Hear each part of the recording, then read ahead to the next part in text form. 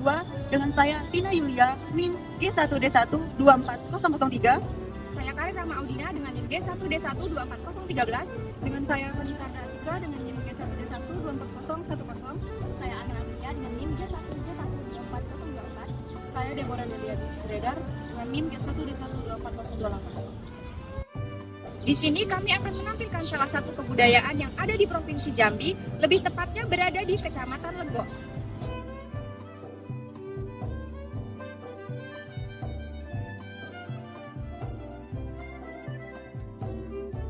Assalamualaikum warahmatullahi wabarakatuh. Selamat siang semua. Baik, saya dari Prodi Ilmu Kesehatan Masyarakat, Fakultas Kedokteran dan Ilmu Kesehatan Universitas Jambi. Sekarang sudah bersama narasumber kita yaitu Datuk Zainul Bahri. Baik, bersama Datuk kita akan belajar memperdalam tentang batik yang ada di Jambi, sejarah batik dan lain sebagainya. Baik, sekarang boleh Datuk? Boleh, kita silakan. Sejak kapan Datuk membuka usaha batik Jambi ini, Datuk? Ya, sebenarnya Dato sudah mulai meneliti itu tahun 80-an. Tapi brand Bahri Batik atau itu tahun 1995 udah memakai brand Bahri Batik. Udah lama Nah, berarti iya, ya? betul. Kemudian kecintaan saya memang dengan batik itu dari dulu ya, karena kita selaku orang Jambi ya, karena banyak sekali peninggal dari orang tua dari Kesultanan Jambi itu peninggalan dari kain-kain kuno Jambi. Jadi tertarikan setelah saya mulai menggali dan membuat desain-desain Jambi. Karena corak Jambi beda dengan Pulau Jawa itu batiknya. Tapi kita adalah batik tertua di Pulau Sumatera. Gitu. Betul, Datuk. Lalu ciri khas batik Jambi itu gimana sih, Datuk? Nah, ciri khasnya memang beda daripada Pulau Jawa. Ya, Jambi itu istilahnya mempunyai batik yang mempunyai 5 unsur budaya. Pertama ada budaya India. Kita ketahui di Jambi ada kerajaan Kuntala berada di Jambi, yaitu di Tanjung Jabung Barat. Nah, di mana coraknya? Itu untuk budaya India yang dipengaruhi oleh budaya itu motifnya cepok-cepok gitu. Yaitu ada namanya motif patola. Kemudian ada unsur dari budaya Arab. Di mana ada pengaruhnya tadi yang bilang Arab tadi? Kan pertama ada budaya India, kedua ada budaya Arab, yaitu tentang perkawinan putri selaras Minahasa dengan Paduka Berhalo yang beragama Islam. Maka tersebarlah atau istilahnya tersiratlah gambar-gambar coraknya berbau Arab, kaligrafi. Nah, ini contohnya yang dipengaruhi oleh budaya Arab. Ya, itu ya di sini, kemudian juga di sana, ya. Nah itu Kayak kaligrafi gitu ya? Betul, kaligrafi. Itu memang itu khas Jambi.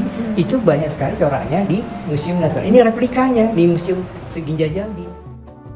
Ketiga ada budaya Cina. Budaya Cina ini dipengaruhi pula. Dulunya Ising sudah datang ke Jambi ya, belajar agama Budanya yaitu di Muara Jambi. Itu hampir 2-3 tahun 2 tahun. Ya, belajar. Karena itu yang akan dibawa ke Nepal dan ke Tibet. Ya. Nah, di situ pengaruhnya apa? Ada motif burung ponik pada kain Jambi atau burung hong, ya. Nah, kemudian warna merah tercermin pada pelaminan kita dan pakaian Jambi yang berwarna merah. Nah, ini kayak gini nih, ada pengaruh dari Cina ya. Ini ada namanya lampion atau tanglong. Dari bahasa Cinanya ini adalah lampion. Nah, itu pengaruhnya. Kemudian warna merah pada hiasan pengantin Jambi. Di situ ternyata. Kemudian ada budaya budaya Melayunya. Tadi pertama India, ada Arab, Cina, keempat Melayu. Melayu kan kita ada 2 fase, ya. Melayu tua beragama Hindu-Buddha, Melayu muda beragama Islam. Nah, Melayunya di mana contohnya? Nah, kita tahu kan pada kain itu ada namanya pucuk rebung. Pada kain perempuan dan pada kain laki-laki. Nah, kalau pucuk rebung dipakai oleh perempuan itu pasang kainnya di depan. Tapi kalau yang laki-laki itu di belakang. Nah, pucuk rebung itu ada ya simbolnya, pada candi juga ada. Nah, itu udah Melayu tuanya. Nah, artinya pucuk rebung itu adalah awal kehidupan. Kenapa? Dari rebung menjadi buluh, bambu, ya. Nah, itu. Nah, kemudian pas saya mulai mudanya yaitu pada pinggiran kain, yaitu ada papan kecil, papan besar, ya. Kemudian sisiran pada kain dan sisiran pada selendang. Itu yang dipengaruhi oleh budaya Melayu mudanya. Nah, itu keempat ya. Kelima ada budaya Mataram. Budaya Mataram kita tahu, yaitu adanya motif merak ngeram, ya, kepak lepas, ya. Kemudian pada selendang Jambi itu ada terlihat ada berapa lupis gitu ya, kayak wajik. Wajik. Nah, itu adalah ciri khas batik Jambi yang dipengaruhi oleh budaya Mataram. Nah, itu. Jadi ada 5 unsur budaya dalam batik Jambi. Baik, pertanyaan selanjutnya Dato, bagaimana proses pembuatan batik? Apa saja alat dan bahan yang kita butuhkan untuk membuat batik dan berapa lama jangka waktu yang dibutuhkan? Ya, jadi kita ketahui ya, batik itu ada 2 kategori. Pertama ada batik tulis dan batik cap. Nah, itu berbeda cara teknik mengolahnya. Nah, kalau batik tulis itu hanya harus kita pakai canting untuk membatik. Kemudian medianya kita perlu kompor untuk melakukan lilin. Ya, kemudian media lagi itu harus ada kain yang terbuat dari katun atau serat kapas. Nah, lalu kita pola, kita gambar.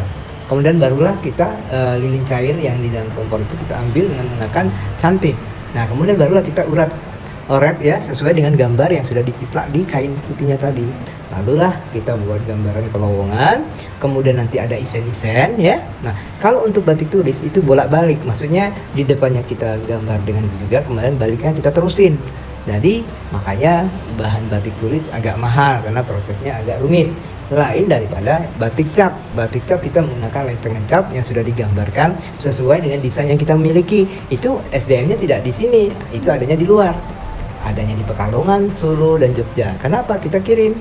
Kalau untuk SDM kita tidak ada yang bisa membuat lempengan tadi menjadi motif di atas plat-plat tembaga tadi.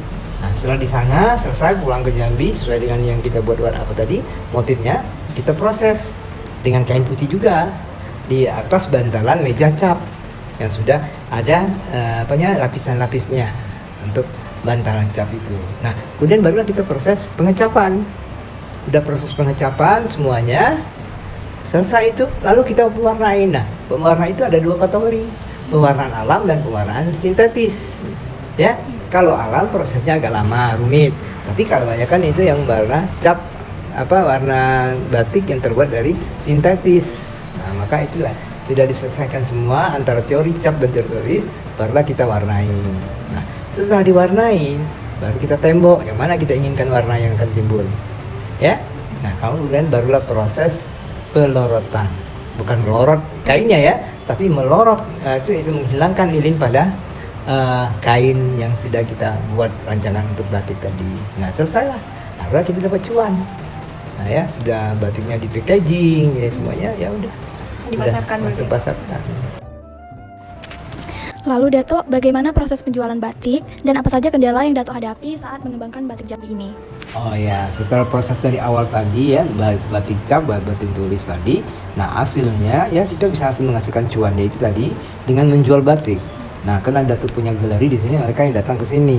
Kemudian juga ada dengan menggunakan pakai media ya. Nah, itu juga menjual secara online ya. Nah, itu ya, semua batik yang Dato buat itu punya cerita. Jadi otomatis orang akan mencari ke tempat Dato gitu. Makanya Dato buat itu tidak pasaran, hanya satu aja. Maksudnya motifnya satu ya, itu tidak akan diproduksi lagi. Nah, itu maka keunikannya seperti itu yang ada di Dato. Ya, selain pemasaran di online, secara offline lah ya. Nah, kami itu tadi tamu-tamu banyak datang ke sini, biarpun dari dalam, maupun dari luar. Maka antusias mereka untuk belajar batik masih tetap ada, gitu. Lalu kendala Dato selama membuka usaha ini ada tidak Dato? Ya, kendalanya ada sih, kok bahan bakunya siap mau naik terus, nih nggak ada, apalagi sekarang kan. Perubahan pemerintah lah, berubah lagi itunya kebijakan itu. Nah, harga kain ya, harga bahan sutra, kemudian obat-obatan. Nah, dulu juga kami sudah kebingungan kan. Nah, tercekik lah rasanya karena kami belinya kan keluar, tidak ada yang diproduksi. Padahal bahannya sendiri kayak alam itu yang warna sintetis itu dari kain maksudnya yang ada di luar. Makanya kita beli, maka harganya agak mahal gitu. Untuk harganya ini gimana Dato? Nah, kalau untuk harga standar lah Dato ya. Kayak dengan kalau yang 3 negeri ya kayak itu saya jual 250. Kalau yang ini 400, ini kayak selendang itu 400. Baik.